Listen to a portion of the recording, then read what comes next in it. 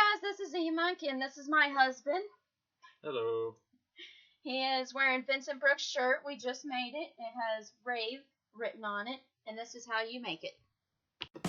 One thing I did not record was that I put the shirt on my husband and measured out with a Sharpie. Just put 2 little dots on how big exactly I need the shirt to be on the words, and also make sure you wash it in kids' free detergent, like free perfume and fabric softener, before you start painting on this, because it adapts to the paint a lot better when you do that.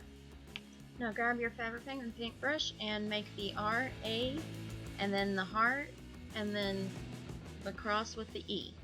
Now, one little trick I noticed when doing this is to spread out the shirt as you are doing it, and make sure you look at your reference photo.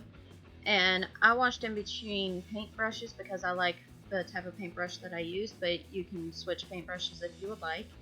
Now, be sure to let it dry for at least 24 hours to 48 before you do the heat treatment. And that is how you make the shirt. Put it in the dryer for about an hour for a heat treatment, then wait a week to wash it. It obviously doesn't take long, it took like 5 minutes. And you, is it comfortable? Is it stretchy? What? Yes, I can move.